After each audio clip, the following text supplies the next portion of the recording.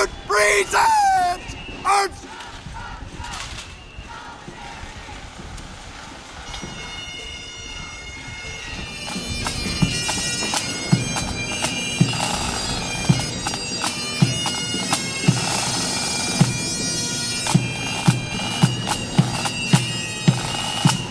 Shoulder! Arms! Good afternoon, Your Honor. Lieutenant Navy Adam Drover, Maritime Force Atlantic, Guard of Honor. Do you wish to inspect the guard, Your Honor? As you... Guard of Honor! Order! Arms!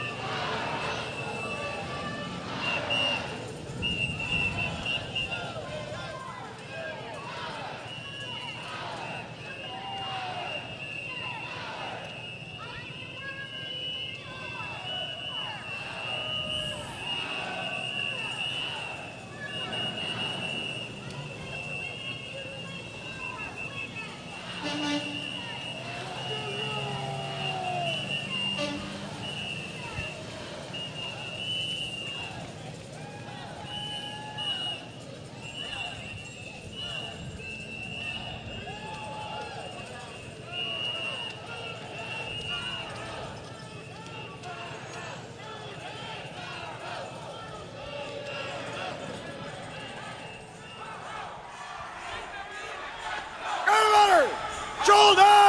Out!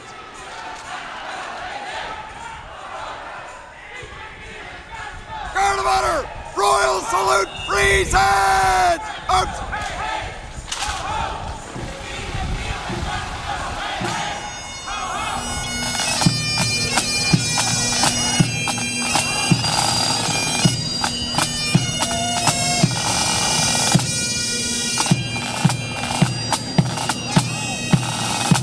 Shoulder! Out!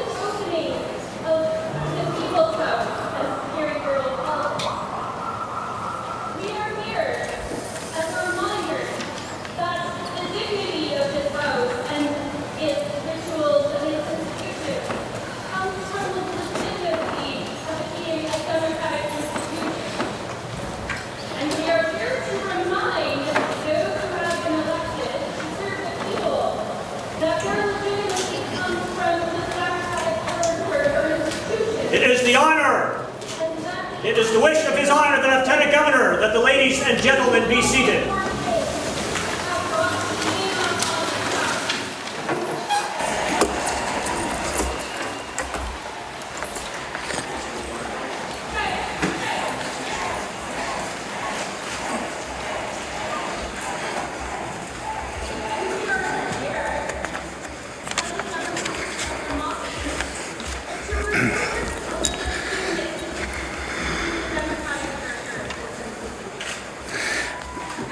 Before I begin, I would like to honor those who have passed since our last speech from the throne, those who contributed to the strength and prosperity of our great province. We remember remarkable Nova Scotians like Dr. Cora Greenaway, a founding member of Heritage Trust of Nova Scotia, Rudy Haas, conservationist and humanitarian, and Donald Reed, who was instrumental in Joggins becoming a UNESCO World Heritage Site. All three of these individuals are also Order of Nova Scotia recipients. We also recognize the contributions of Nova Scotians, including Ethel Garnier, who served for 50 years as executive housekeeper at the Government House, and Wayne Smith, a CFL star and two-time Grey Cup winner, and Phil Pacey, a champion for heritage in our province. We lost community leaders like Joan Eisner, former Director of Volunteer Services with South Shore Health, and Wade Smith, beloved educator and coach. John Nichols, retired provincial court judge, and Diane Tompkins Brushett, a former member of the Parliament for Cumberland-Colchester, and Joe Feeney, former mayor of Mahone Bay, proudly served Nova Scotians in their respective public institutions. Just last week, our country said goodbye to the Honourable Alan J. McEachern, a former member of Parliament, Cabinet Minister, and Deputy Prime Minister. His accomplishments as a parliamentarian leaves behind the legacy felt by all Canadians. Finally, we pay our respect to three former members of this House of Assembly, the Honourable Paul McEwen, the Honourable Ralph Fisk, and John Archie McKenzie. Our sincere condolences to their friends, families, neighbours, and to all those carrying on their memory. I am honoured to deliver this address, and I thank former Lieutenant Governor J.J. Grant for his years of service. I am humbled to hold the same office as him. He served our province in a way that makes us proud. À titre de premier lieutenant-gouverneur de la province d'origine acadienne, je suis fier d'avoir cette occasion d'être au service de ma province et de représenter ma communauté. As our province's first Lieutenant Governor of Acadian descent, I am proud to have this opportunity to serve my province and represent my community. Congratulations to all those elected who sit in this chamber as they earn the confidence of their constituents. And we are here today not focused on celebrating victory, but focused on what needs to be done to make our province stronger. We owe all those who voted our thanks for their support and for their continued participation in our democracy. To those who worked and volunteered to ensure we could hold free and fair elections, we thank you for your service and commitment. Government has made much progress, but we know that there is more work to do. It is clear that challenges exist. This spring, Nova Scotians voiced concerns about challenges in healthcare. We know that more mental health supports are needed. Access to primary care must improve, and wait times are too long. Government heard these concerns and will respond. This is the second term for Premier McNeil and his government, but the world and our province is different now, than it was in October 2013. In 4 years, Nova Scotia moved from a deficit to a surplus. Our finances are stronger. Our seafood exports are soaring. Our wine sector is growing and is internationally recognized. Our tourism sector is booming, and our population is on the rise. Without a spirit of openness, these achievements would not be possible. Our province accomplished these feats because citizens stood up and pursued an optimistic plan. Government stood with them, and we are stronger now because we work together. Government's plan focused and will continue to focus on opening our province and communities, welcoming newcomers, and breaking down trade barriers wherever possible. Now is not the time to give in to fears arising from global uncertainty. Now is the time to press on. Our government is leading by example. Just recently, Syrian refugee turned entrepreneur Tarek Hadhad was appointed to the board of Invest Nova Scotia. He's helped grow Nova Scotia's Peace by Chocolate in Antigonish, received mentions from the Prime Minister at the United Nations, and plans to keep growing his family's business. He now gets to help as Nova Scotia continues to become more open and welcoming. His experience is invaluable. Through will and determination, he and his family pulled together to create a business. They created something great. By continuing to embrace the spirit of openness, we will discover new ideas, welcome new people, and create new businesses. Government wanted to position itself to capitalize on opportunities when they arise. This is why such a focus was placed on controlling spending and making smart strategic investments over the last 4 years. Entamant cette séance de l'Assemblée législative en faisant de notre province un exemple, non seulement au Canada atlantique, non seulement dans cette fédération, mais à l'échelle internationale. Même si nous sommes une petite province, nous pouvons avoir un grand impact. Let us begin this sitting of the Legislature focused on making our province an example, not just in Atlantic Canada, not just in this federation, but internationally. We may be small, but we can make a big impact. A stronger Nova Scotia shares the benefit of economic growth by investing in the services we need most. If we want a stronger Nova Scotia, we need to have a healthier Nova Scotia. Government is ready to keep investing in healthcare to ensure better access to the services people need. Providing better access to healthcare involves hiring and retaining health professionals, doctors, nurses, paramedics, pharmacists, and mental health clinicians. We know we can do that by providing more flexibility and by further investing in efforts to educate and attract doctors. Our doctors are not just healthcare providers, they are a source of information and insight into the healthcare system. That's why our government will provide flexibility to doctors so that they can choose where and how to practice. It's why input and advice of doctors, including working with Doctors Nova Scotia, will be sought out when developing recommendations or changes to primary care.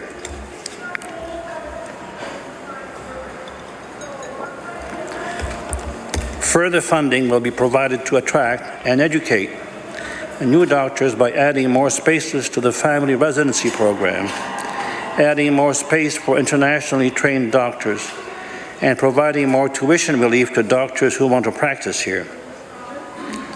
The focus on collaborative healthcare will continue as we hire more nurse practitioners and family practice nurses.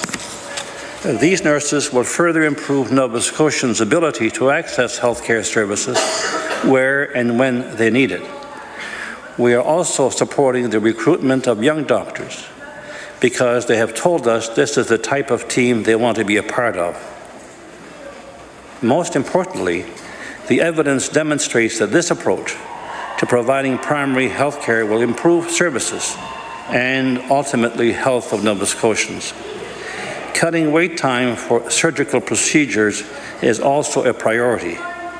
To help, government will add 15 new specialist residency positions. 5 of these positions will be in Cape Breton. This will support efforts already taken to reduce wait times. Those efforts were made possible by an $8.1 million investment that made 2,200 additional surgeries possible. Going forward, we will continue to invest more money to further reduce wait times. More doctors and more surgeries will help many Nova Scotians, but our province also needs more mental health supports and faster access to care. Government will make investments to hire more clinicians and support workers, improve community-based supports, and expand crisis services. Helping our children and youth in their schools will be made possible by expanding the Schools Plus program and developing new youth health centres. Nova Scotians are clear. They want investments in healthcare, and those investments will be forthcoming. Using our resources to create more opportunities for all Nova Scotians doesn't happen accidentally. It requires careful planning, determination, and strategic investment in our people. For starters, government will cut income taxes for those in the middle class and those who need it most. This tax break will benefit 500,000 Nova Scotians. It will increase the amount going back into the pockets of Nova Scotians who need it the most. The benefit will increase to $1,000, and it means more than 60,000 people will no longer pay provincial income tax. This is the largest income tax cut in our province's recent history. Many Nova Scotian families are caring for loved ones with health needs. Our government will support them too. Wait lists for home care services have almost been eliminated. People deserve to stay in their homes as long as possible. Government will ensure more people can receive the caregiver benefit, a program that provides $400 per month in support and allows seniors to stay at home around loved ones longer. With this charge, more than 1,600 people will become eligible. Government has listened to Nova Scotians who say they want to be able to stay in their own homes and communities. Supporting people at home and supporting their caregivers has meant that fewer Nova Scotians have had to rely on nursing homes.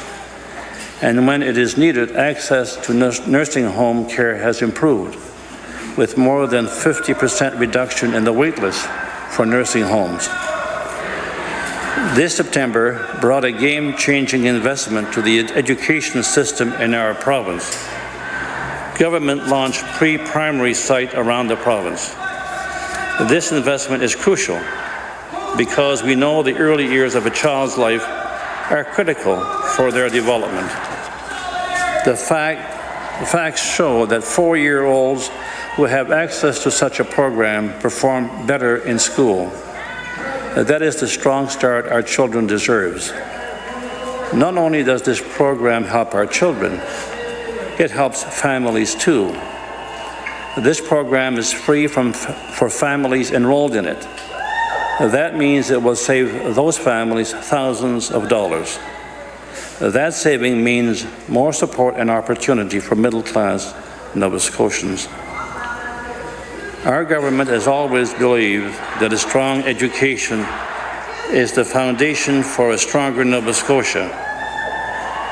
Over the last 4 years, education funding increased by $65 million. I am proud to say that funding for education will continue to increase. Government created the Council to improve classroom conditions so it could work with teachers to build stronger classrooms. This Council empowers teachers to make a real difference in education policy, and change has already happened. Government funded the hiring of more teachers to implement class caps for grades primary to 12. There are more teachers to provide even more help with math and literacy skills. Student assessments and data entry are being streamlined so classroom teachers can focus more on teaching. These changes will help our young people as they grow and develop. They will also help them be more prepared to enter the workforce when they eventually graduate. We know that it is as important to educate and train our children as it is to bring new people to our province. Already, government has helped more than 2,500 young Nova Scotians stay and work here through programs like Graduate to Opportunity and the Co-op program. In addition, more than 2,100 young Nova Scotians were hired into the civil service since 2013. While progress was made, there is more work to do. The Graduate to Opportunity program will see its budget double so we can help even more Nova Scotians. Over the next 4 years, this expansion could create as many as 1,200 new jobs. The number of research and innovation-based jobs in Nova Scotia will increase through Innovate to Opportunity, a new program that will help employers who hire master's and PhD graduates. While government also eliminates tuition for apprentices when they leave work to complete their training, the Apprenticeship START program that focuses on hiring apprentices will grow and support 700 new opportunities. Keeping young people here also means making life more affordable for them.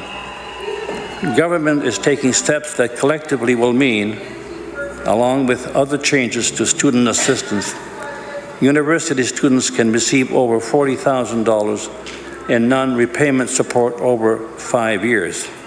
That is more than 5 years of average tuition. Our government wants to make accessing university more affordable, and it wants to make it easier for young Nova Scotians to buy their homes.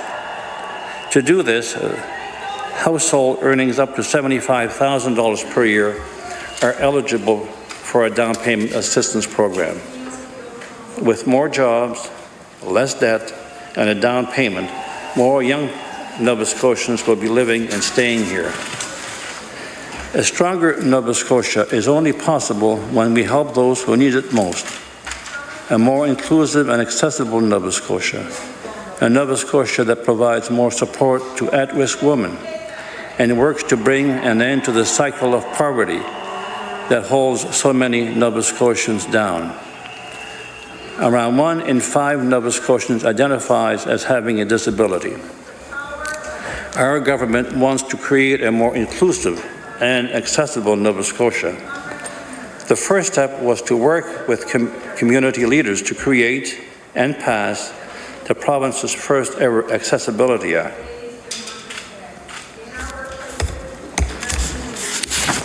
To support this legislation and accelerate the spread of accessible space and buildings, government will create a $1 million small business accessibility program and increase the community accessibility program to $1 million per year.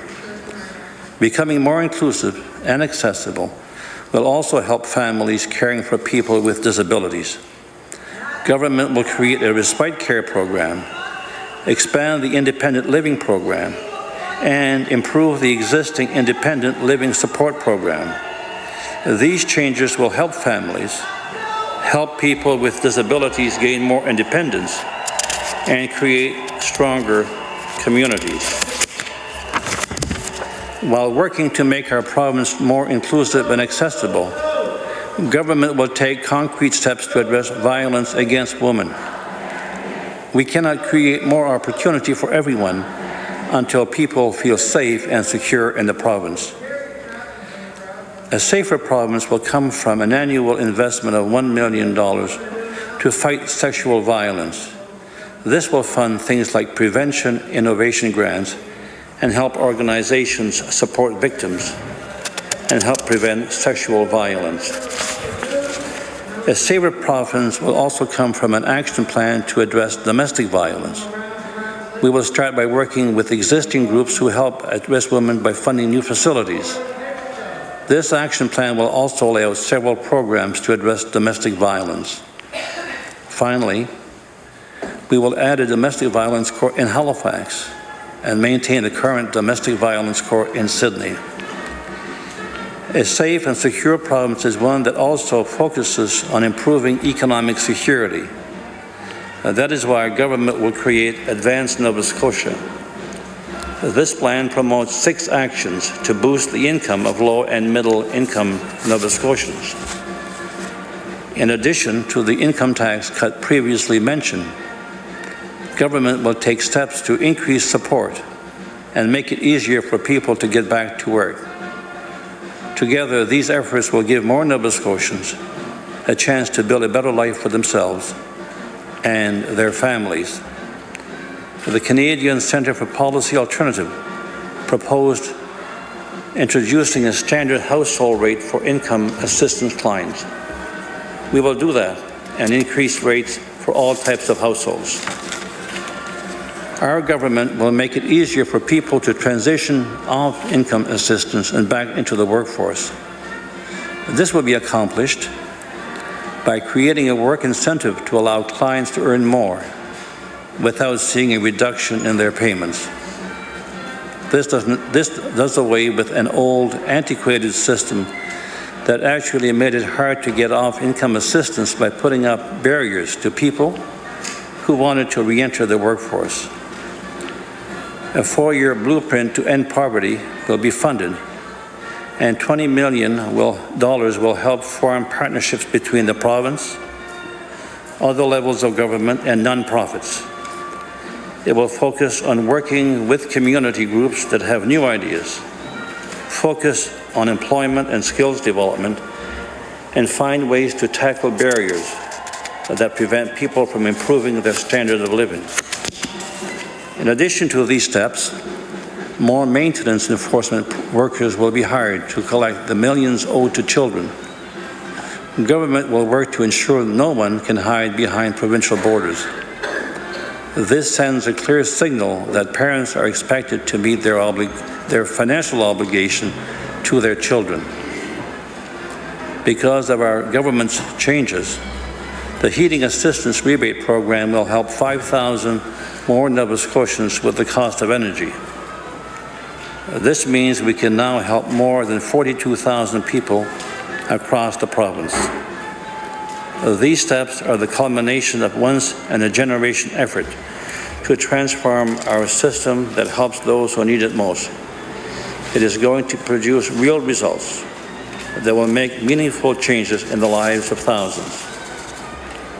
Economic security, personal security, and fewer barriers will create a stronger province and a healthier Nova Scotia. Whether it is investing in healthcare, strengthening our classrooms, or helping those who need it most, we need a stronger economy. A stronger economy provides the resources necessary to make these investments. We cannot build a stronger economy without embracing new people and new ideas. Over the last 4 years, Nova Scotia has continued to welcome more immigrants, more international students, and more refugees to our shores. This effort led to our population growing, and it is adding to our province's diversity. This success was not accidental. It was planned, supported, and invested in. Our government repeatedly made it a priority to attract new people, launching new immigration streams for international graduates. aggressively recruiting immigrants from around the world and making it easier for people to move here and start new businesses. Last year, Nova Scotia welcomed more than 5,000 newcomers to our province, the highest number of arrivals since the end of the Second World War. The federal government has recognized our immigration success and believes in our ability to attract immigrants. They have signaled their support for our population growth by working with our province to develop a multi-year plan for immigration levels, addressing ongoing labor market demands faced by provinces and territories. Now, under the provincial nominee program, Nova Scotia received 1,350 nominations in 2017. The province also has a further 800 nominations through the new federal Atlantic Immigration Pilot Program. Combined, this totals a record of 2,150 potential nominations. We will continue to work with the federal government to keep growing our population. Welcoming new people to our province is the right thing to do. Immigration strengthens the economy by increasing the labor force, finding people with skills we need, and improving our productivity. Bringing new people with new perspectives and ideas will also see more businesses get started and more Nova Scotians employed. Helping our traditional industries thrive means investing to help them hire more people, help them find the skilled workers they need, and help them create new products to sell around the world. We are on track to post the best tourism season in our province's history. This follows last year's record-breaking season that brought $2.6 billion in revenue to the province.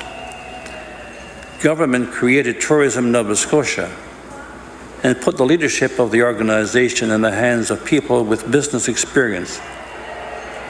They have developed a new strategy which emphasized bringing new first-time visitors to the province and developing unique experiences for tourists.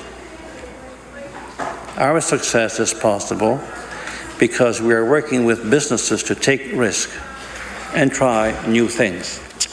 We want to keep building on this success.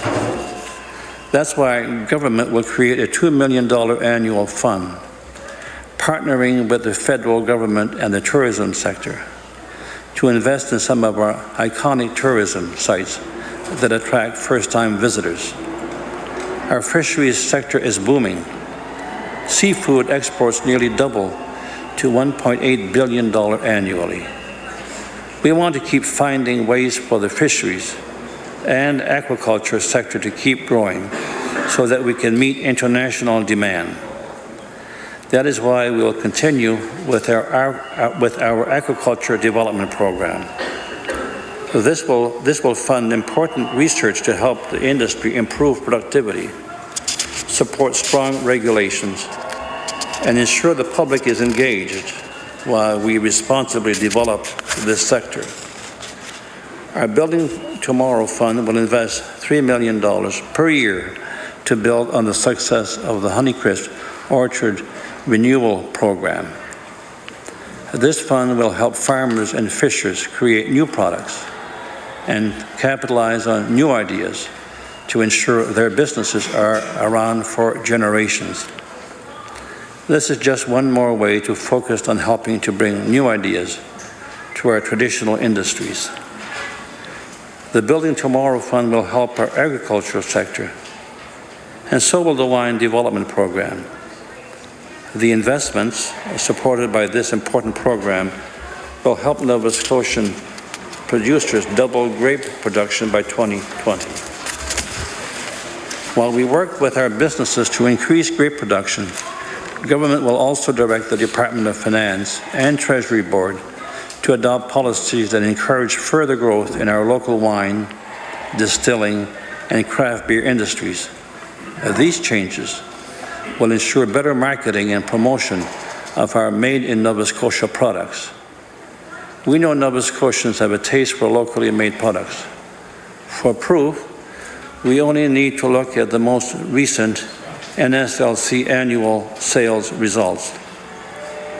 Nova Scotia made wine saw growth of nearly 4%. Craft beer grew by 34%. That's $10.6 million in craft beer sales alone. The Building Tomorrow Fund and the Wine Development Program will build on the recent successes of our agricultural sector, which generated $350 million in exports last year. While we work with traditional industries, we want to support new high-potential, high-growth industries. Our government is placing a focus on ocean industries and technology, where economic potential is very strong. With partners like the federal government, the private sector, and other universities in the Atlantic region, Dalhousie University has created the Ocean Frontier Institute. As well, the province, the federal government, and the private sector have all been at the table for the creation of the Centre for Ocean Ventures and Entrepreneurship. Government will keep working with partners to build an innovation infrastructure in this province so future inventors and entrepreneurs have the support they need. We will do this by continuing to invest in sandboxes around the province. Government worked with universities and our community college to launch these innovations hubs around Nova Scotia. Through this initiative, over 4,600 students worked with 130 mentors to turn their ideas into reality. In addition to the 7 sandboxes currently operating in Nova Scotia, we will add another sandbox focused on our ocean sector. While continuing to support tech companies, government will invest in and support small business here in Nova Scotia. We will also cut small business taxes so they can invest, expand, and hire. We will increase the income threshold, 3% small business tax rate from $350,000 to $500,000. This means small business can earn an extra $150,000 and their tax rate is reduced. Our government knows that cutting red tape helps small businesses grow. The Canadian Federation of Independent Business has recognized Nova Scotia for the work we're doing to cut red tape. They've said we have made the most progress in the shortest period of time of any province in the country. We will build on this success and further reduce red tape by $25 million. Government will provide better internet access by taking concrete steps. We have already partnered with municipalities, private service providers, and community groups to improve services. We are developing a longer-term plan which will use fiber optic cable to build a backbone for service in rural areas of the province, backed up by satellite service to reach areas with challenging geography. And we are working with the federal government to leverage our investments to reach more rural homes and businesses with improved services. While our government works to bring more people to Nova Scotia, we want to sell more of our products abroad. The Export Growth Program produces success stories every year. We are growing the size of this program so more businesses can find customers in other markets. This support will help with the cost of trade shows and conferences, travel to markets, and partnering on trade missions. An export accelerator program will also be established to help get Nova Scotians' product to market. This program will connect businesses with international experts. It will be led by Nova Scotia Business Inc., and it will provide direct support and service to import-exporters.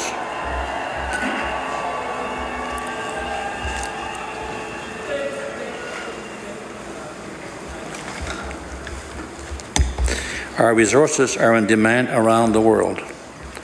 We are supporting our traditional sector to find new ideas for new products so they can create even more value when sold in other markets. These efforts, combined with increased support for export programs, will help create more jobs. These efforts will build on past government successes. Just one example is the China strategy government launched in 2016. Exports to China have grown to $420 million per year. This strategy, combined with new export programming, will continue to see exports to China climb. We want to grow the economy, not just for the sake of growth itself, but because of how that growth will empower so many Nova Scotians. Focusing on these priorities is how government will build a stronger Nova Scotia. To ensure the successful implementation of the priority objectives highlighted here today, beginning on October 1st, the mandate of the Premier's Delivery Unit will evolve to become the Office of Strategy Management. The office will be led by a Deputy Minister and have a broader focus on government's overall strategic objectives. The office will establish clear measures, track and report performance, and will work across government departments to focus on achieving results while advancing government's policy agenda. Providing more opportunity for all Nova Scotians and creating a healthier Nova Scotia will only be possible when we open ourselves, our communities, and our province to new people, new ideas, and new approaches. To see the benefits of this kind of openness, we don't have to look far. We can look at a chocolatier in Antigonish. The growing prosperity of our Mi'kmaq communities is being recognized nationally and internationally. Our African Nova Scotians community helped establish the province's Human Rights Commission. Notre communauté acadienne travaille sans relâche dans nos secteurs traditionnels importants, soit la pêche, la foresterie et le tourisme. Elle joue aussi un rôle important dans notre secteur culturel, à la fois par les arts et par les expériences touristiques culturelles. Our Acadian community works tirelessly in our important traditional sectors, fisheries, forestry, and tourism. And it plays an important role in our cultural sector, both through art and through cultural tourism experiences. European immigrants traveled here and powered our coal mines and steel mills. The impact of our province's Lebanese community can be felt throughout the province. Our government has appointed more women to the bench, and we're approaching gender parity. Our province's diverse culture shines through in our art, and our creative economy is growing. For cultural inspiration, we can look to the work of Alan Syllaboy, an accomplished Mi'kmaq artist from the First Nation community of Millbrook, or Shante Grant, whose storytelling is inspired by the traditions of our ancestors in Nova Scotia's historic Black community. We want to celebrate our culture, hold tight to optimism, and remain open to new ideas, because that is the foundation of a plan that will make our province stronger. Openness and understanding comes from education and experience. The more we learn about one another, and the more we interact with one another, the more we understand. Our province's future and our children and grandchildren's prosperity depends on this very action. Prosperity will come as new ideas are turned into new businesses, and traditional businesses create new products. La croissance dont nous avons besoin découlera de notre volonté d'agir pour miser sur des possibilités. Ces possibilités font que je vois l'avenir de notre province avec optimisme. The growth we need will come from a willingness to reach out and capitalize on opportunities. These opportunities make me optimistic about our province's future. From openness and opportunity comes optimism, and I know no problem exists that we as a province cannot tackle together. When we stand together, we are stronger together. God bless Nova Scotia, God bless Canada, and God save the Queen.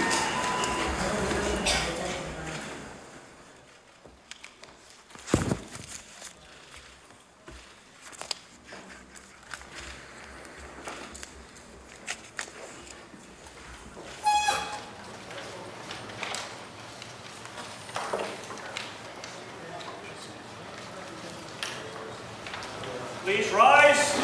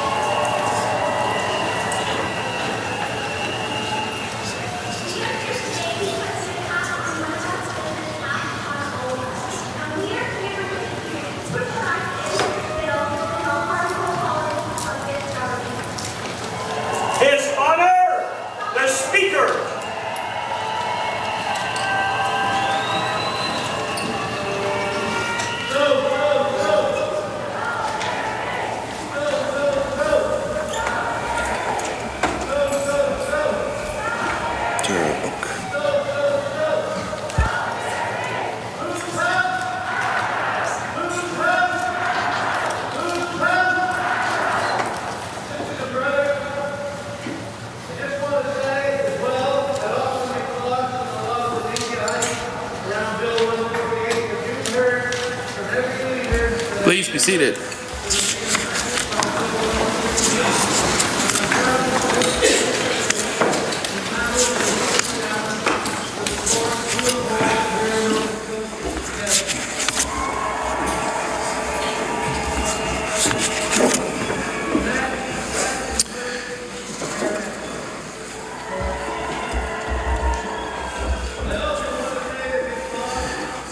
The Honourable Minister of Justice.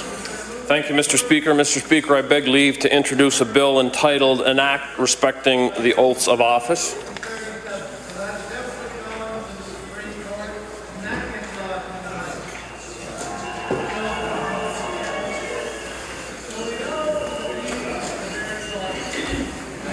Dave.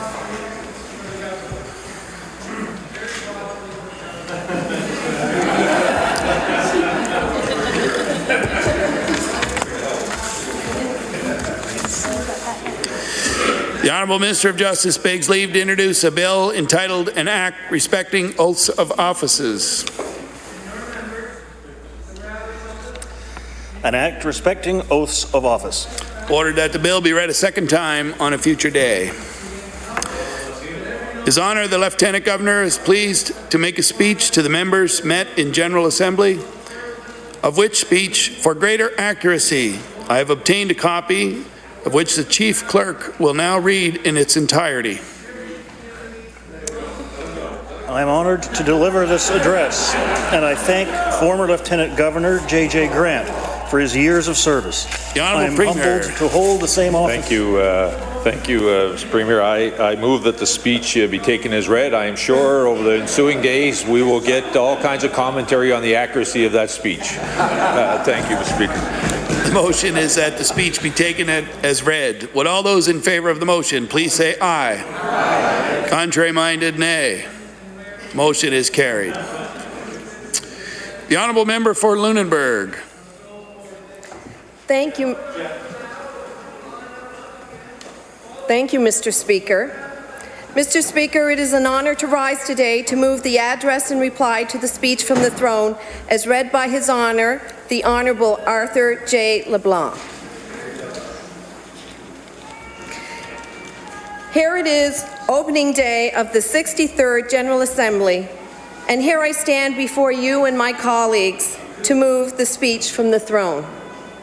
If you recall, Mr. Speaker, the opening of the 62nd General Assembly in 2013, I was selected to move the speech from the throne also. And as I look around this chamber, I see you, Mr. Speaker, are once again presiding over this House of Assembly. And I wish to congratulate you on your re-election.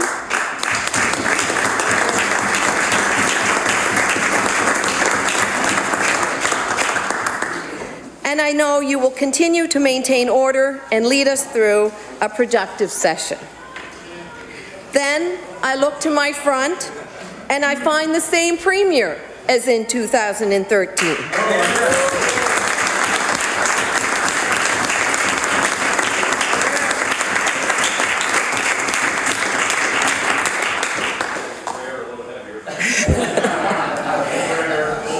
Mr. Speaker, this is the first time a party has won back-to-back majority elections in Nova Scotia since 1988.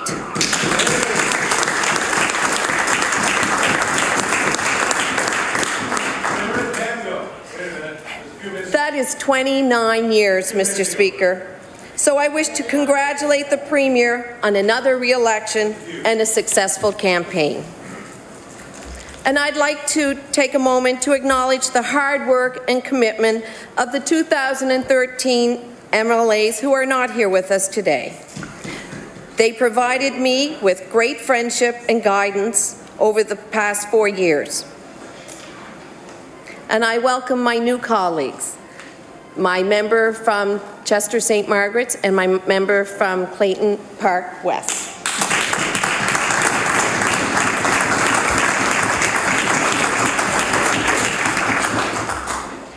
And Mr. Speaker, I'd like to celebrate that a record number of women, 15, are sitting here in this House of Assembly.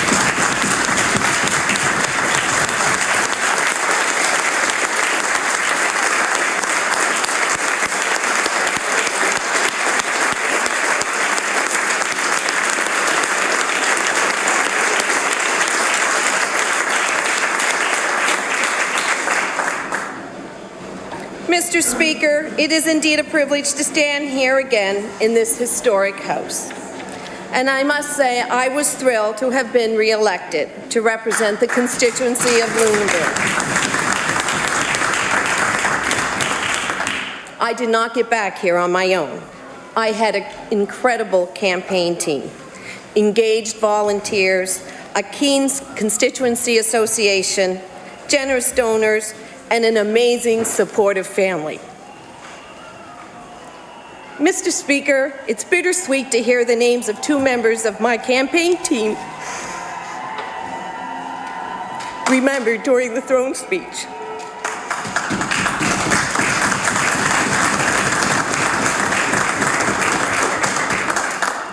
Joseph Feeney, who was my campaign manager and a great mentor, and Joan Eisner, a member of our association's executive and a valuable events planner. I know both of them would be proud of the positive campaign we ran. The past 4 years, Mr. Speaker, we've seen record-breaking growth in tourism on the South Shore.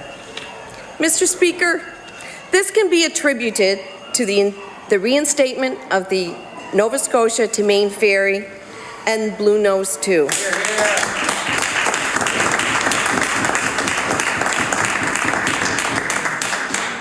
Many tourist operators and business people have constantly thanked me for these services. And I am thrilled to announce that the town of Lunenburg, in my constituency, won the prestigious Cultural Destination of the Year in 2017 Luxury Travel Guide of the Americas Award. The award recognizes and celebrates excellence across all sectors of affluent travel and tourism industry. Local past chairperson of the Board of Trade and now the marketing chair, Kathleen Quinlan, is responsible for entering Lunenburg into the contest. According to the Luxury Travel Guide's project manager, Rocky Singh, Lunenburg has shown vast amounts of culture and lived up to the standards of a World Heritage Site. The warm, welcome feeling and the amount of culture-related activities have proved to be deserving of this award. As the representative for this constituency, it is an honor to receive such a prestigious award that recognizes the hard-working constituents who make Lunenburg a great place to live and visit. Mr. Speaker, last year, Lunenburg was the top destination for tourists outside of HRM.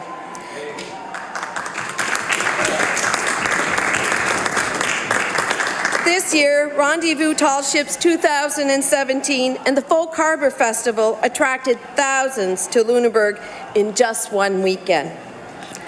Last week, the 100,000 visitors stepped on the deck of Blue Nose 2 this year. Sea Captain Phil Watson and Land Captain Alan Creaser have been marvelous ambassadors for Lunenburg and all of Nova Scotia, whether in home port or in any tall ship port along the route. And I'm very much looking forward to this year's tally for tourism. I'm sure Lunenburg will be right up there. Mr. Speaker, like 2013, on the doorsteps in my constituency, the most pressing issue continues to be roads, roads, and more roads. And that's a quote from my 2013 speech. So you can imagine our excitement when the Minister of Transportation announced in April, the first time ever in Nova Scotia, an annual $10 million is being created specifically to maintain and rehabilitate gravel roads.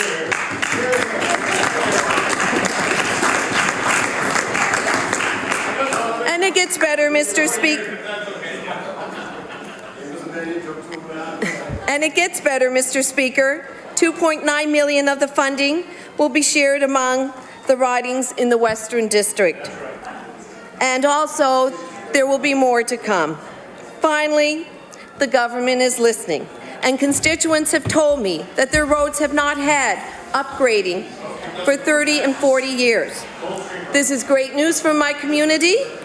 And the Ivany Report on the rural economy affirms the need for good infrastructure to improve vital links wherever possible. It is also vital for citizens in rural areas to have safe and reliable roads. Our transportation infrastructure is the lifeline for many communities in my constituency. Mr. Speaker, my constituency has the top 2 towns with the most seniors per capita in the province, Mahone Bay and Lunenburg. And I'm proud to work for a government that continues to invest in our aging population. Our government has already spent a year consulting with seniors and advocates to develop the widely endorsed SHIFT, Nova Scotia's Action Plan for an Aging Population. And we are committed to implementing this SHIFT action plan over the course of our new mandate. Some of these initiatives include improving the lives of seniors through supporting community transportation solutions, helping older adults stay in their homes longer, promoting physical activity and regular exercise at all ages, and working with partnering organizations to promote mentorship, opportunities for older adults. Mr. Speaker, we've already made progress here in my riding. In January, this government announced that South Shore Safe Communities would receive $20,000 in grant money for the Lunenburg County Senior Safety Program. This investment goes towards educational sessions and home visits that encourage independence and address personal safety issues and promote crime prevention. Support from government will also help improve accessibility for seniors to inclusive programs and services. In March, I was pleased to announce that seniors in Mahone Bay will soon have access to affordable housing with the construction of a 26-unit rental housing development, including 3 units that are barrier-free. These rental units will be built with a $1.3 million investment in affordable housing agreement through the Government of Canada and Nova Scotia. Furthermore, a shared investment of $375,000 between the provincial and federal governments will provide 13 rent supplements at Brookside Apartments and will support older adults with lower incomes. These investments will make a real difference in the lives of seniors who want to stay here in this vibrant community. Mr. Speaker, the Mahone Bay Centre Seniors Project, under the direction of retired Ambassador Ted Hobson, is an example of a community and volunteer-led action. The Scans and Conversation programs provide stimulating educational opportunities and embraces lifelong living. The Helping Hands initiative has grown to the point where it has become a partner with the local VON. This demonstrates what some see as a liability can be an asset.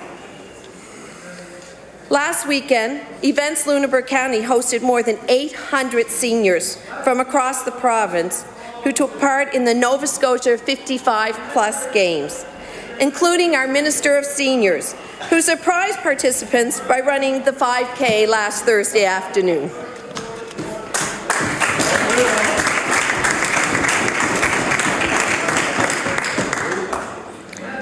And I will take this opportunity to congratulate my dear friend Rebecca Rock, who won 5 gold medals in all 5 of the swimming events she took part in. Mr. Speaker, in 2016, following the release of findings and recommendations from the Child Care Review, the Liberal government pledged to invest $6.6 million into making childcare more affordable while improving wages for early childhood educators. These investments make childcare more affordable for families by investing in higher subsidy rates and addressing historically low wages for early childhood educators.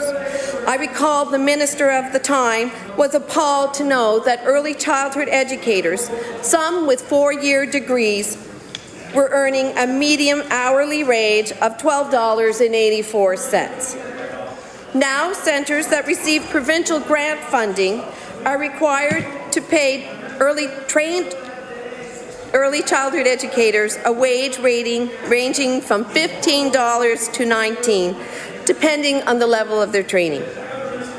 This new government is committed to making early childhood education programs more affordable and accessible for families, and they are committed to enhancing the quality of childcare and supporting the early childhood educators who work with Nova Scotia's youngest citizens and their families.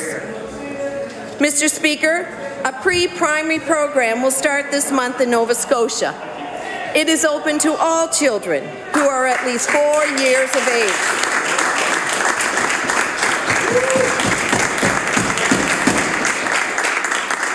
It will be offered during the standard school hours, and it is voluntary.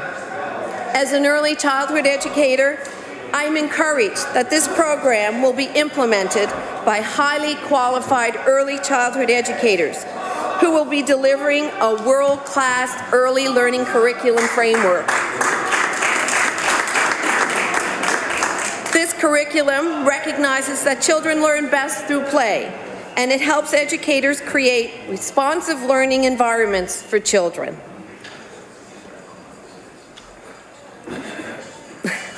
This is a positive step forward for the early childhood education profession and early childhood educators, Mr. Speaker. They have a government who recognizes their profession and their professional development and their dedication.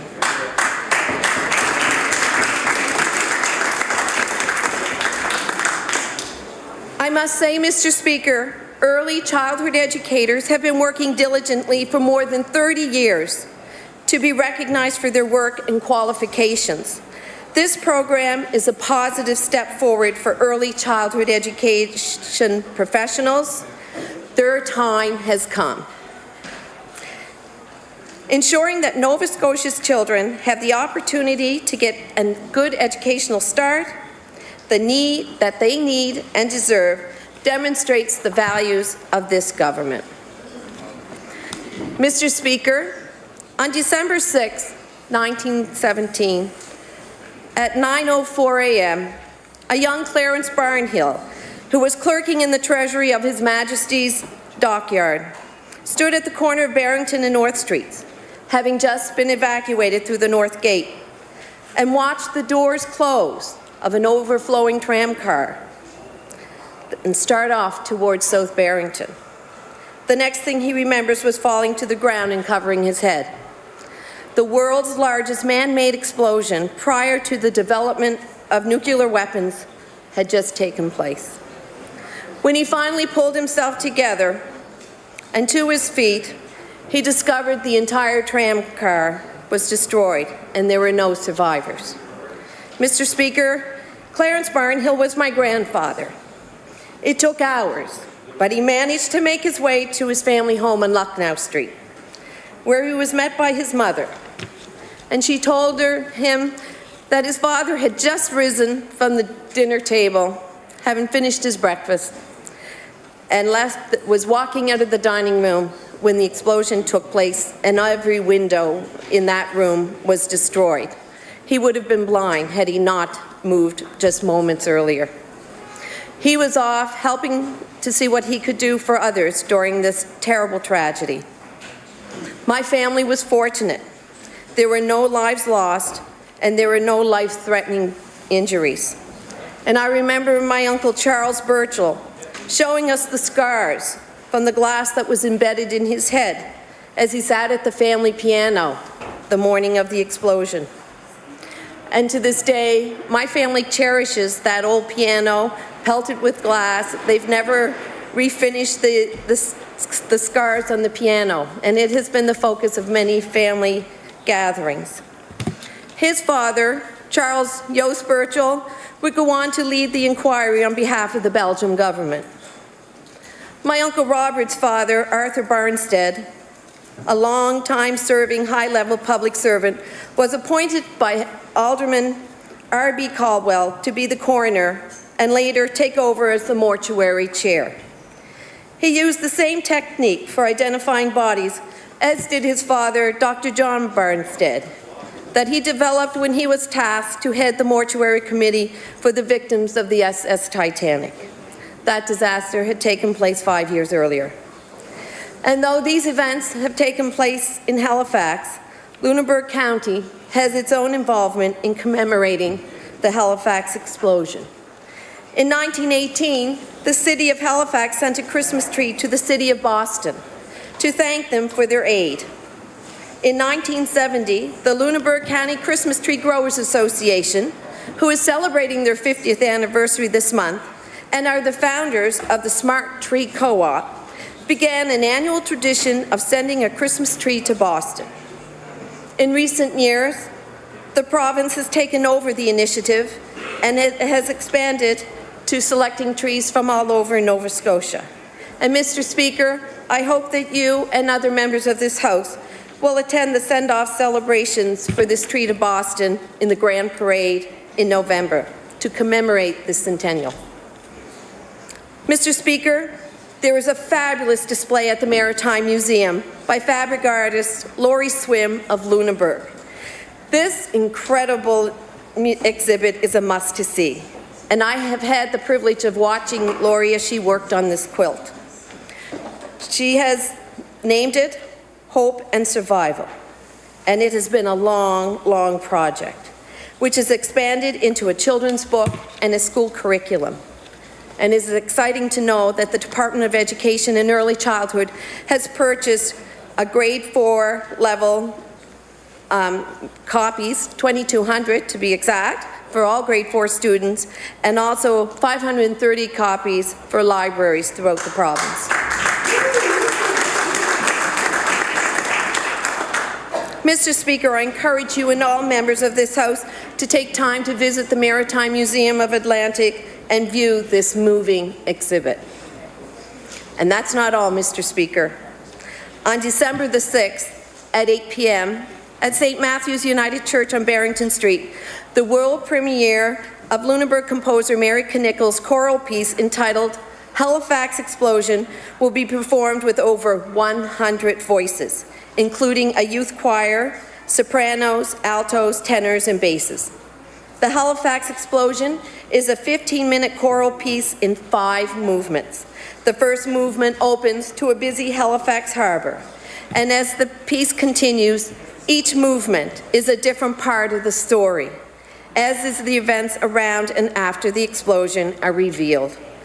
The composer uses word, music, lights, pictures, and other innovative methods to create a compelling, heart-wrenching, and in the end, triumphant tale of human strength and determination. They are currently calling for chorus members, Mr. Speaker, should you be so moved to sign up. Otherwise, I will personally let you know when tickets go on sale. Mr. Speaker, for me, what I think defines this government is the leadership of this Premier and the other MLAs is their work towards humanitarian efforts. On Friday, October 10th, 2014, in the Red Room across the hall from this chamber, before former residents and their families and supporters, the Premier apologized on behalf of the government and all Nova Scotians to former residents of the Home for Coloured Children.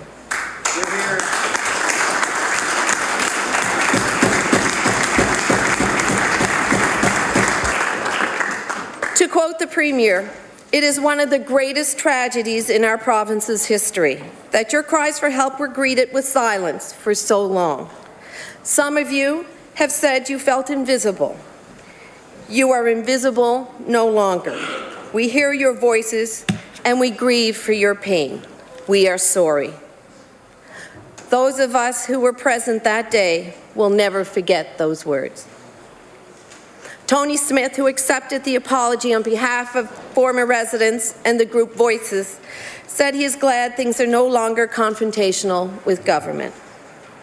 The Nova Scotia Home for Coloured Children Restorative Inquiry is revealing and addressing the harmful legacy of racism in Nova Scotia by examining the home and the experiences of former residents, as well as the impact on their families and communities. Currently, the Voices Group is doing restorative inquiry that will look into the past with a focus on future solutions, not only preventing any more harm, but making meaningful changes that will help us treat each other more justly and equal in the future. This apology and healing process, Mr. Speaker, affirms the character of the Premier and the members of this government. Since the fall of 2015, more than 1,400 Syrian refugees have arrived in Nova Scotia. We saw church groups, communities, and individuals open their hearts and doors to these families, fundraising in record time, securing housing, furnishings, clothing, and all necessities for living here in this new climate and country. Immigration became a government priority, and it produced results. The Minister of Immigration worked tirelessly with Ottawa and Immigration Services to ensure we increase our immigration numbers and set up services for these newcomers. There are organizations that continue to bring Syrian refugees to Nova Scotia, and all of us should commend these extraordinary volunteers with their heartfelt efforts and kindness. This government is not finished, Mr. Speaker. Just this month, my neighbouring member, the Justice Minister, announced that the province will support families and communities through the emotional challenges expected when the national inquiry into missing and murdered Indigenous women and girls comes to Nova Scotia, beginning the week of October 30th. A partnership with the federal government and Nova Scotia will ensure everything possible is done to ensure Indigenous women and their families are kept informed and supported through what we know will be a difficult time. In partnership with the Nova Scotia Native Women's Association and the federal government, 3 community outreach specialists who have experience in dealing with trauma have been hired to provide cultural support to families and community members until March 31st, 2019. These services will also benefit families and community members not participating in the inquiry. The positions are funded by the federal government and coordinated through the province's Family Information Liaison Unit within the Department of Justice, Victim Services. A 3-year federal funding agreement will provide the province with $700,000 until March 31st, 2019.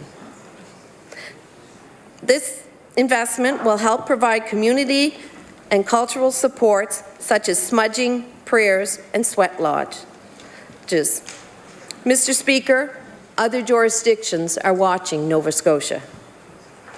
Mr. Speaker, this government has demonstrated that it has worked to make a stronger Nova Scotia through its fiscal management and planning, by making tough decisions and acting on compassion. Now it is time to work to build an even better Nova Scotia. Mr. Speaker, I am ready to work for the people of Lunenburg. I am ready to be a strong voice in this House, and I'm ready to be an advocate for rural Nova Scotians. And I am ready to do my part for a better Nova Scotia today and for generations to come. Mr. Speaker, it is now my pleasure to thank His Honour for the throne speech, and with great pride and great confidence, I move a motion that the address and reply to the speech from the throne, as read by His Honour Lieutenant Governor of Nova Scotia, do pass. Thank you, Mr. Speaker.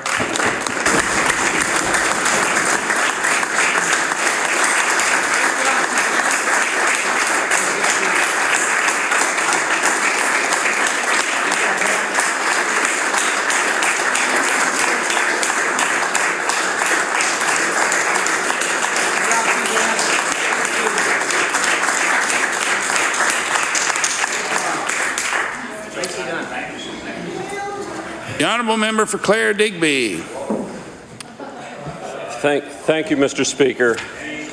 Mr. Speaker, it's a privilege to stand here today. I've had the opportunity to bring forward the motions before, but this one's a little bit more special to me. To start, I would like to extend my sincere congratulations to the Premier for forming a second majority, an accomplishment only achieved through hard work, leadership, and understanding of the people that we represent. I would also like to extend my thanks to the Premier on behalf of the constituents of Clare Digby. Your leadership over the last 4 years has been recognized and appreciated by everyone that I've met on the street and the doorsteps. And it has been a true privilege to work directly with you. To my fellow colleagues, what a team. It's only 4 years, but it seems like a lot more. And I will say right now, when I decided to get into this, I made one decision, and that was decision based on something that I had learned when I was playing hockey. That when you join a team, there's 3 things that you look at. The first thing that you look at is who your coach is, who your leader is. And I certainly think we lucked out there. Our Premier certainly made that. The second thing, Mr. Speaker, that you look at is who your teammates are. It's hard for me to describe what this group is. To do what they have done and to see what our cabinet ministers, our backbenchers, I congratulate our 2 new members from Chester St. Margaret's and Clayton Park West. This group has come together and shown Nova Scotians that we have the right things to listen to the people and bring forward right things. So our team is strong. But thirdly, the most important thing is the game plan.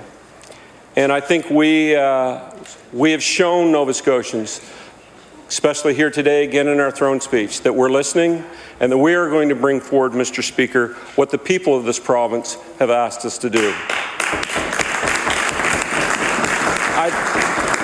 I'd like to take the time to also congratulate and thank my colleagues across the floor in opposition. I know they worked hard to get where they are. It's exciting to see new faces over there. I think as a person that's been here before, I can offer a few words of advice. This job is one that demands 2 things, credibility and respect. And it's as simple as that. Now, I'm giving you that as my secret. I've said it to some others. But remember that. Not only when you're in the House, Mr. Speaker, but those 2 values are important when we're outside this House. Credibility means you do what you say and you say what you do. Respect is something that you earn, and respect is something that you get from relationships. And those are the 2 most important things, and I look forward to building not only on the credibility of my opposition people, but their respect. I'd also like to thank our provincial party. Dr. John Gillis will be stepping down this spring, and he has been a tremendous leader. He, along with Mike Mercer, our Executive Director, have done tireless things in the background to make us what we are as a party, and I truly thank them. I'd like to thank our caucus staff, the tireless workers that toil day in and day out to try and help us make sure that we're on the right page. We do not go here without recognizing what they do. Our local executives, I'd like to speak of mine briefly. I have a very unique riding where not only do I have 2 constituency offices, but when I ran my campaign, Mr. Speaker, I decided there was only one way to do it in 2013, and that's with 2 campaign teams. As you can probably remember, my riding is a new riding, a riding that was created because of the elimination of a protected riding by the NDP, something that has not been forgotten in my riding.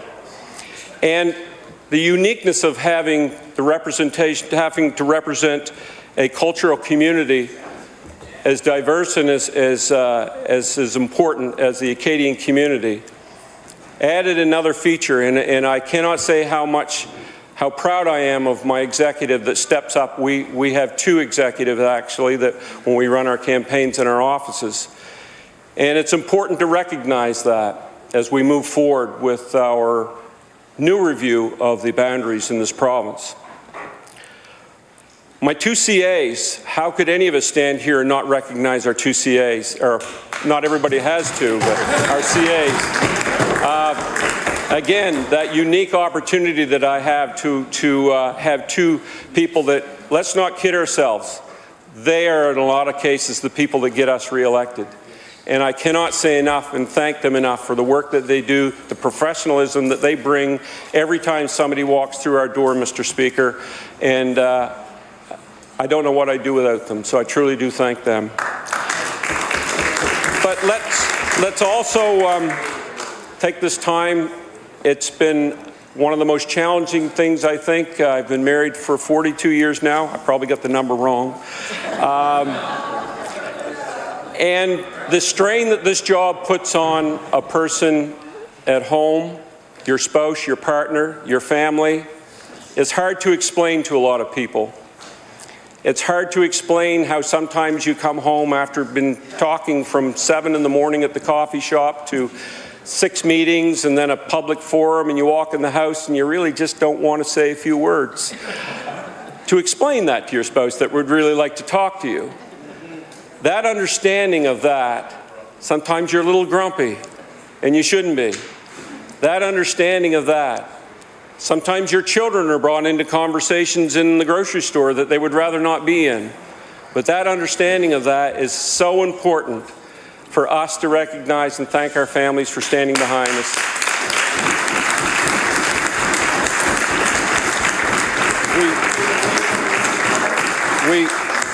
We wouldn't be able to do this job without guilt if it wasn't for that, and I thank them very much. Mr. Speaker, I'd like to recognize you. In a lot of ways, you have been an inspiration, and I can say that from a different set of eyes being your Deputy Speaker. What a privilege that was. And I will say this to those of you that have never had the opportunity to have that experience, you should. Because what it takes to keep people like the member from Argyll from speaking while other people are speaking, or just the respect that we should show everybody in this House, is challenging. And it shouldn't be taken for granted, Mr. Speaker, and I thank you very much for your leadership that you've given us.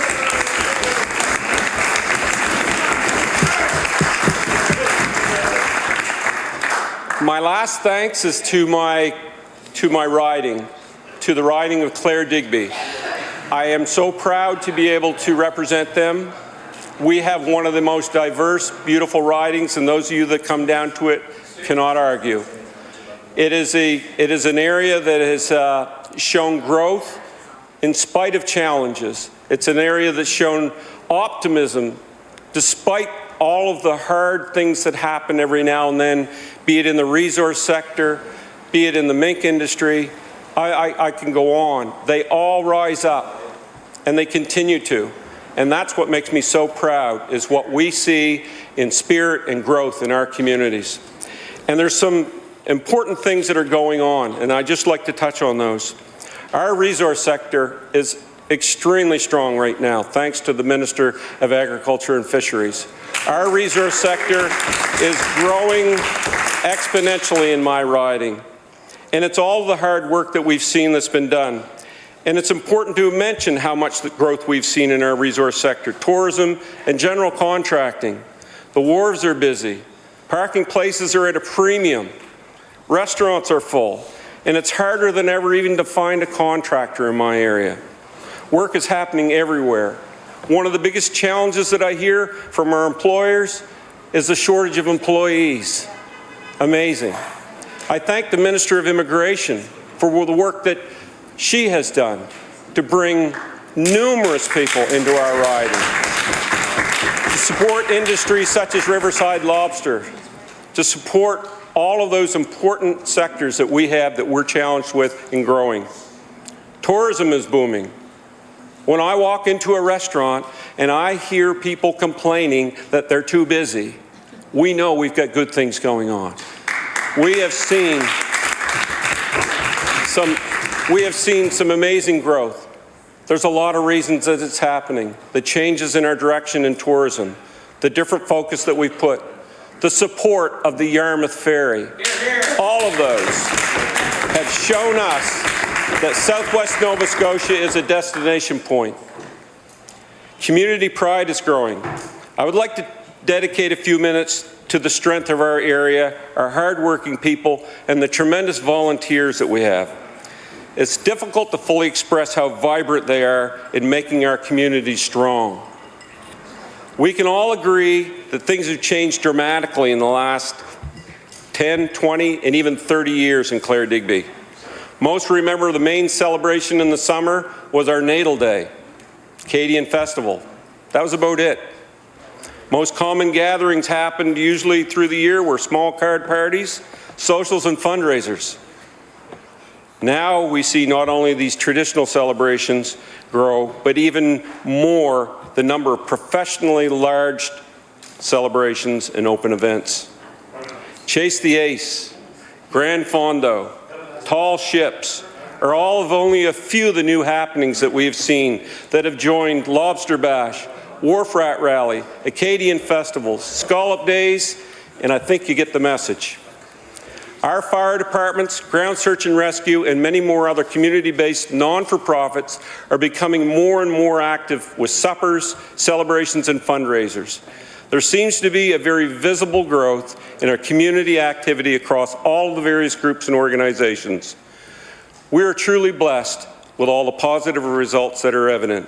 It is certainly not hard to find something to do if you want to get out of the house. Things are going on in our part of Nova Scotia.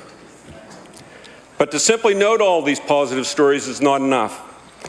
A lot of good people have stepped up, truly stepped up, and invested their time and hard work. Seniors, youth groups, business people, retirees, etc., they're all active, putting in countless hours necessary behind the scenes. 250 volunteers alone to run the Wharf Rat Rally. To make these things happen that a lot of us just show up to and enjoy, it is those that I truly want to thank today. It has been a privilege to attend many of the annual volunteer award banquets held locally each year. It is encouraged to see the growth of volunteer nominees, and it's amazing to meet so many people, so many different people who carry out the load in a humble way. But Mr. Speaker, we still face challenges. As we continue to grow our area, I feel strong that my role towards the future will be to ensure that we protect the jobs we currently have, all while undertaking efforts to draw newcomers to our communities and grow new business initiatives. To work closely with our communities to improve access to primary health care. To advocate for infrastructure repairs that have been neglected for far too long. To invest in home care and senior programs. And lastly, but not least, to improve the conditions of our classrooms, the heart of our education system. I will continue to build on the mutual trust and respect that has guided us over the past years, and I promise to continue defending the needs and interests of this province and my constituents with determination and hard work.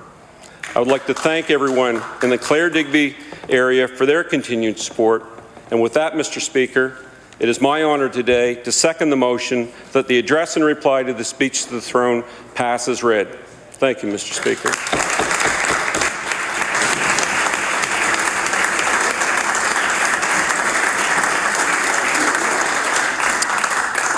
The Honourable Leader of the Official Opposition.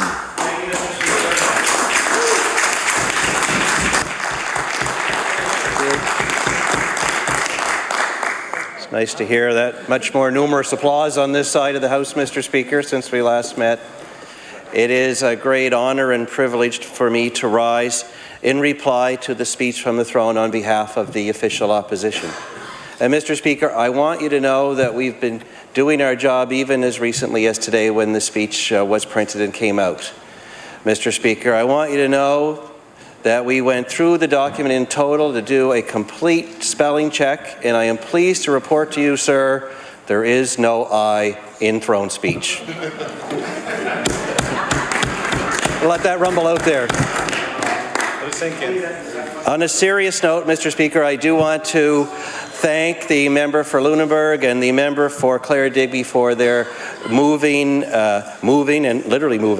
seconding speeches today, and as well as his honour for the speech from the throne itself. You know, Mr. Speaker,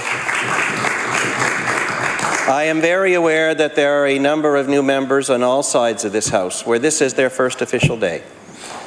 And you know, there are those that say that it is a day of pomp and ceremony, and we have the justices here and the Stadacota Band and the military, and we have the Queen's representative, and Mr. Speaker, that's all for show. But I don't agree with that, Mr. Speaker. This is actually a very important day. We are celebrating a very, very important thing here in this House. We are celebrating an institution that is 1,000 years old, that has been built up and defended by people and countries that follow our democratic system around the world. That for all its flaws, Mr. Speaker, we are witnessing today the continuance of power, a peaceful transition from one government to the next, from one mandate to the next, Mr. Speaker. We had an election. And whether you like the outcome of that election or not, Mr. Speaker, no one died. No one had to be at the end of a gun. No one was denied their right to have their say.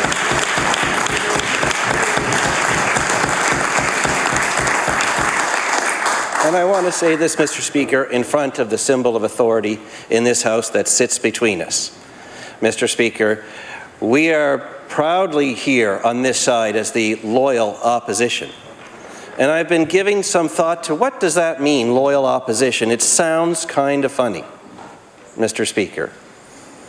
We are here to hold the government accountable. We are here to point out the error of their ways. We are here to encourage them to keep the great promises that were made in the election just passed. But we are a loyal opposition, and that is a loyal government. And what we are loyal to is our democratic system, to our Queen and her representatives here in Nova Scotia, and to the rules and procedures that we follow in this sacred place. That's what we're loyal to.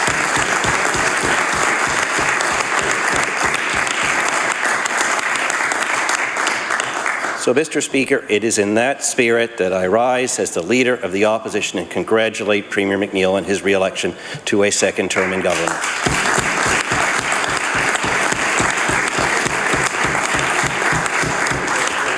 I will point out, by ancient tradition, we are kept 2 swords lengths apart. I'm glad it's not 2 arms lengths apart, because I think he'd have me on reach, Mr. Speaker. We have had many heated battles in this House over the first term of this government. I have no doubt that in the days ahead we will have great debates on the issues that this province faces. But today we celebrate that we have a peaceful continuance of power, that we have a loyal government and a loyal opposition, loyal to the great democratic institution that we all serve. So I just want to start with that. Now, Mr. Speaker, I also want to congratulate the Leader of the NDP for his return to this place.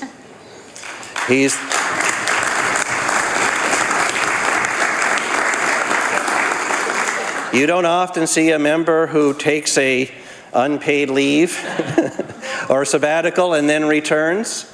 We have one on our side, the member for Victoria the Lakes. I know there have been some on all sides, but I just want to congratulate them on their return to the House. And you know, Mr. Speaker, it's pretty impressive if you look at the caucuses of all 3 parties, all 3 leaders, all 3 of our great parties are dedicated to bringing more women into the elected life of this province, and we celebrate that today. And I can't help but point out in the NDP caucus that they have come so far, Mr. Speaker, that I actually think we need to ask the NDP leader to take a look at gender diversity in his caucus now that it's so imbalanced.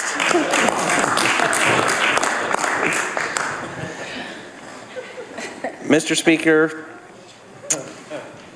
We are all mindful of the fact that hundreds of our fellow Nova Scotians worked very hard, along with their own campaign teams, to run for a seat in this great legislative assembly.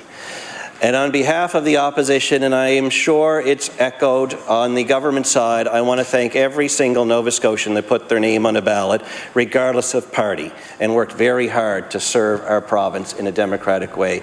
They deserve a round of applause for the work that they did.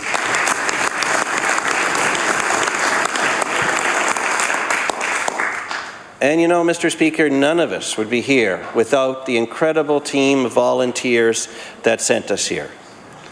And I do want to thank, first of all, as the MLA for Cumberland South, the voters of my incredible, awesome constituency, and my own the Lakes as well. His wife lost her father, Mr. Speaker, and I do want to recognize that he is where he should be today with his family, tending to the service and the requirements there. And I want to assure the members on the government side, both of them will be here vigorous and ready to go as soon as the House commences its business next week. Mr. Speaker, I think I still have 50 minutes or so left. I just want to address the throne speech briefly.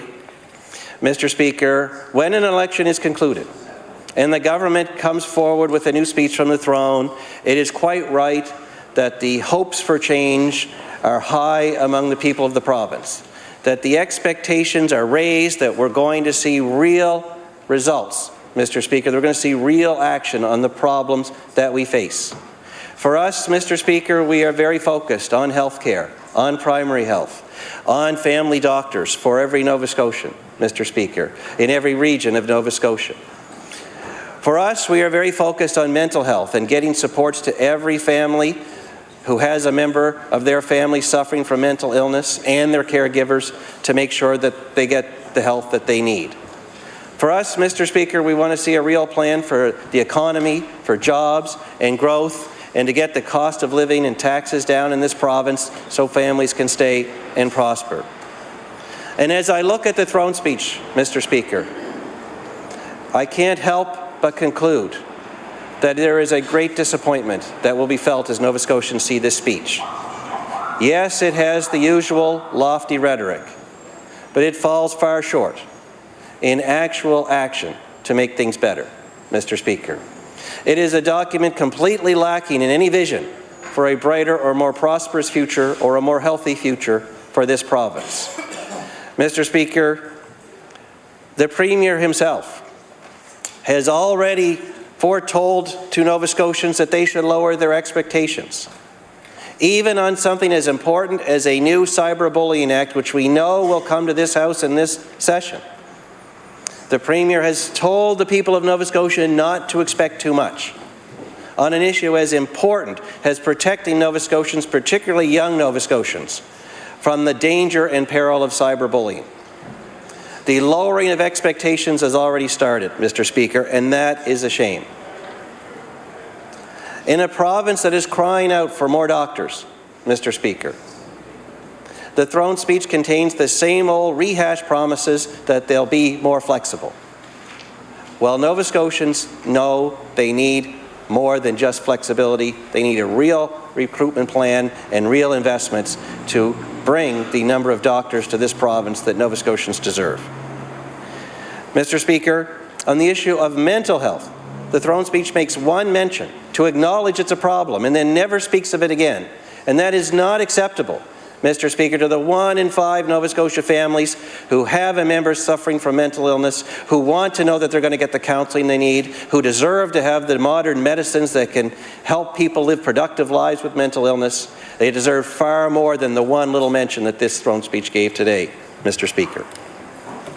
And for all those Nova Scotia families who are working hard and paying their taxes as high as they are, and are hoping for a break, Mr. Speaker. We have a government that gives with one hand and takes away with the other. They trumpet their tax cut, Mr. Speaker, but the throne speech is actually silent on the cap-and-trade carbon pricing scheme that this government is committed to bringing in this very session.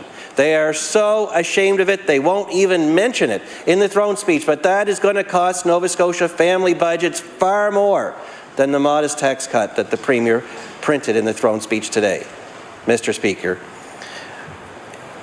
In reality, Mr. Speaker, it is the fall, and we're reminded of that old Charlie Brown cartoon where every year Lucy convinces him to try and kick that football one more time. And just like Lucy, this government has teed up the football of political promises once again, but all Nova Scotians know the dashed hopes that are ahead when it inevitably gets yanked away, Mr. Speaker. And in case anyone has any doubt on that side, I can only remind them that when we were here last time around, it was this government, in writing, on video, that promised the Nova Scotia film industry that they would extend the film tax credit for 5 years, only to yank it away in the first budget after, Mr. Speaker. It was this government that promised the last time around that every Nova Scotian would have a family doctor, where today 40,000 families more go without a family doctor than when that promise was made. Well, Mr. Speaker, with those few gracious remarks, I will move that we adjourn debate for today, and I look forward to continuing with my analysis of the throne speech when we reconvene tomorrow. Thank you very much. Hear, hear.